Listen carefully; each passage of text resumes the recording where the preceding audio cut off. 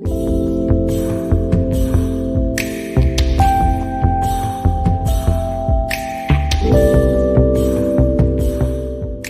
everyone. Welcome to our daily podcast talk show. This is Teacher Stephen and Teacher Julia. Well, for the topic today, let's talk about future continuous tense. I've noticed people often get tripped up by the future continuous tense. It's one of those grammar points that doesn't always click right away. Why do you think it's so important to get comfortable with it? What stands out to me is how much it helps paint a clearer picture of actions in progress.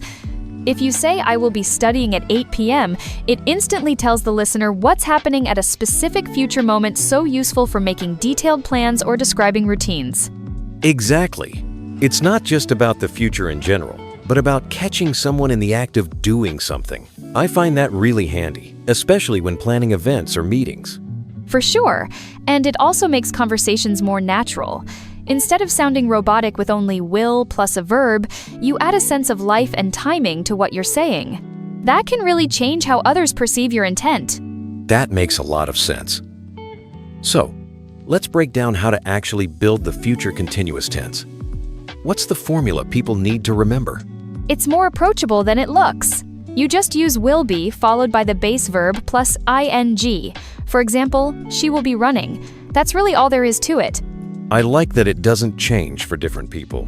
Whether it's I, he, or they, it's always will be plus that ing verb. No tricky endings to memorize. That actually makes it one of the more user-friendly tenses.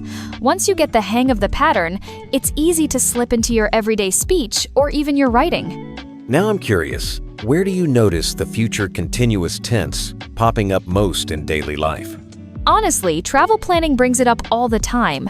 Like when someone says, "We'll be flying over the ocean by noon." It's a neat way to share where you'll be or what you'll be doing at a specific future point. I see the same thing with work schedules. People often say, "I'll be working on the report all afternoon." It gives a heads up without sounding too abrupt. And when you're making social plans, "Will you be joining us for dinner?" It sounds friendlier and less demanding than a blunt invitation. It's a subtle difference, but it changes the vibe of the conversation. Funny you say that about subtlety, because I've seen people mix up future simple and future continuous all the time. What's the most common mistake you see? People often use will alone when they really want to talk about an action in progress. Like, they'll say, "I will eat dinner at 7," when they mean, "I will be eating dinner at 7." That tiny change gives a very different impression. Exactly one sounds like you'll just start eating at 7, and the other paints a picture of you in the middle of your meal at that time. It's easy to overlook, but it really matters. Another mix-up is dropping the be and trying to say, "will eating." That always gets a funny look. Remembering to keep will be together with the ing verb is key. So after all that, when do you feel it's best to actually use the future continuous tense? Are there times when it's the clear winner? Absolutely, it shines when you want to set the scene or talk about overlapping events. For example, "I'll be watching the game when you arrive." It lets you show that two things will happen at the same time. And you can use it to be polite too, right? Like, "Will you be needing any help later?"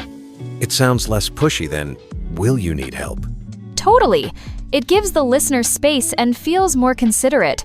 In emails or meetings, using future continuous adds a layer of professionalism and warmth you don't get with simpler forms. That actually reminds me, do you have any go-to tips for someone struggling to really get comfortable with this tense? One trick is to practice with your own routine. For example, think ahead to tomorrow and try saying, "This time tomorrow, I'll be commuting to work," or "I'll be making coffee." It helps the tense stick in your mind. I love that. Imagining real situations makes grammar so much less abstract.